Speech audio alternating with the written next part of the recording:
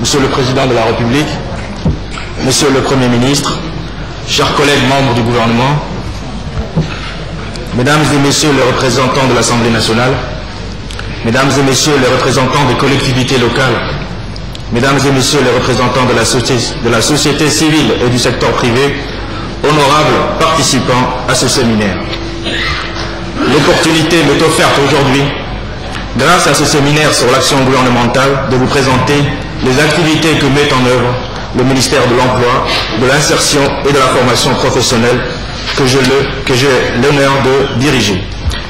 Il me faut tout d'abord vous présenter brièvement les champs de compétences ainsi que les missions attribuées à ce département ministériel.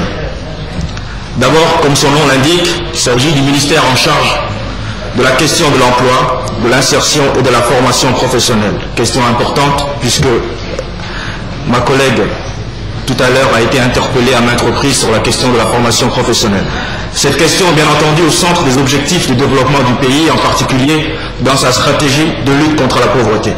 L'emploi, faut-il le rappeler toujours, est le moyen par lequel une personne subvient à ses besoins et à ceux de sa famille et peut s'insérer convenablement dans la société. De ce fait, l'emploi dépasse le seul cadre d'action du ministère de l'Emploi et touche à l'ensemble des domaines d'activité des autres départements ministériels. L'emploi est une question donc transversale et se retrouve dans toutes les stratégies et programmes sectoriels de développement. Comme son nom ne l'indique pas, le département que je dirige est également en charge d'autres dimensions de l'action gouvernementale. Il s'agit tout d'abord de la protection sociale. Il a en effet la tutelle des caisses de retraite, que sont la Caisse nationale de retraite, et l'organisme de protection sociale, qui sont dans un processus de fusion pour former une seule entité dénommée la Caisse nationale de sécurité sociale, la CNSS. C'est aussi le ministère de la fonction publique et le ministère du travail, comme beaucoup le disent et emploient encore ces termes, c'est selon la question du jour. D'abord, commençons donc au domaine de l'emploi, de l'insertion et la formation professionnelle. Comme je l'ai évoqué précédemment, l'emploi est au cœur de la stratégie du gouvernement. Il est rappelé dans la feuille de route du président de la République pour le gouvernement, je cite, « Le chômage et le sous-emploi constituent des questions vitales pour la survie et la consolidation de l'assise sociale de notre nation. Ceci exige que l'emploi soit pris comme un objectif fondamental, commun à toutes les politiques sectorielles et comme valeur majeure de toutes les stratégies de lutte contre la pauvreté. » Avec l'embellie économique que connaît notre pays depuis ces 10 dernières années, l'emploi a effectivement été au centre des préoccupations des projets de développement. Un progrès considérable a été réalisé. Les grandes infrastructures qui ont été réalisées en particulier dans le domaine des transports, mais aussi dans nombre de secteurs d'activité comme les services, la construction ou le tourisme, pour ne citer que ces derniers, ont créé beaucoup d'emplois. L'augmentation des activités dans les entreprises a généré également de nombreux emplois. Ce constat a été fait par tout un chacun et ne souffre d'aucune équivoque. Ces créations d'emplois ont amélioré les conditions de vie d'un grand nombre de nos concitoyens, en même temps que développer notre économie par l'accroissement de la consommation. Ceci étant, il n'en demeure pas moins qu'en dépit d'une croissance économique relativement forte, la création d'emplois reste bien en deçà du niveau qui serait nécessaire pour réduire significativement le taux de chômage dans notre pays. Il faut par conséquent renforcer nos actions et redoubler d'efforts afin de parvenir à une plus grande création d'emplois. Il a été rappelé dans la feuille de route que ces actions doivent en particulier viser les jeunes qui sont la catégorie de la population la plus touchée par le chômage. En ce qui concerne le ministère de l'Emploi, cet objectif passe par le renforcement de la toute nouvelle Agence nationale de l'emploi, de la formation, de l'insertion et de la formation professionnelle, l'ANEFI. Cette agence, pour aller au plus vite, a surtout deux missions. La première est de jouer un rôle d'intermédiation efficace entre les demandeurs d'emploi et les entreprises. Pour ce faire, elle doit pouvoir compter sur un système d'information performant, capable de gérer les demandes et les offres d'emploi. Elle doit aussi acquérir des compétences sur la connaissance du marché de l'emploi dans toute sa réalité et sa complexité et tisser avec le secteur privé pour qui elle doit être un partenaire fiable. C'est la condition du succès. Des conseillers à l'emploi doivent aussi être formés afin de relever ce défi. La disponibilité de locaux adaptés à ce travail est également indispensable pour accueillir le public dans de bonnes conditions. La deuxième mission de l'ANEFIP est la promotion de la formation professionnelle. Celle-ci est importante pour les demandeurs d'emploi sans formation ou avec une formation insuffisante pour s'insérer sur le marché du travail. Sur ces domaines de compétences partagées avec le ministère de l'Éducation nationale, le ministre a d'ailleurs rappelé, à une stratégie, un processus a été entamé pour parvenir, dans un très proche avenir, à une stratégie et un plan d'action pour la formation professionnelle. Dans ce processus, il sera accordé une grande place au secteur privé, comme l'a rappelé le ministre de l'Éducation, et ce afin de correspondre les formations à leurs besoins.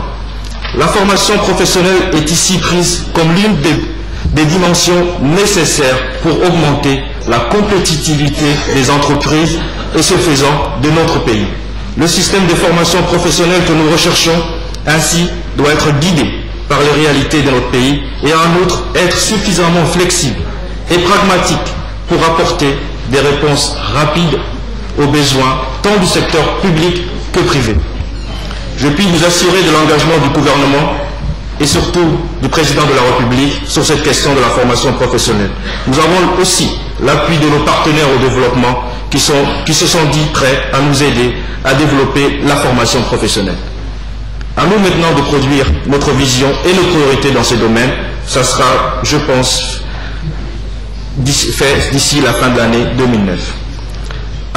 Il s'agit de quoi? À travers ces deux actions, il s'agit véritablement de renforcer le service public de l'emploi et mettre en place les capacités nécessaires pour répondre aux besoins grandissants.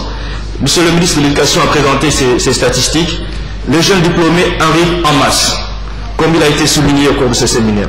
L'ANEFIP, à laquelle ils s'adressent de plus en plus, et ils vont s'adresser de plus en plus dans l'avenir, doit pouvoir les recevoir et les aider dans leur recherche d'emploi ou de formation professionnelle complémentaire. Je passe à la protection sociale. Après l'emploi, voilà donc un autre grand domaine qui relève de la compétence du ministère. Au même titre que l'emploi, cette question est au cœur des priorités du gouvernement.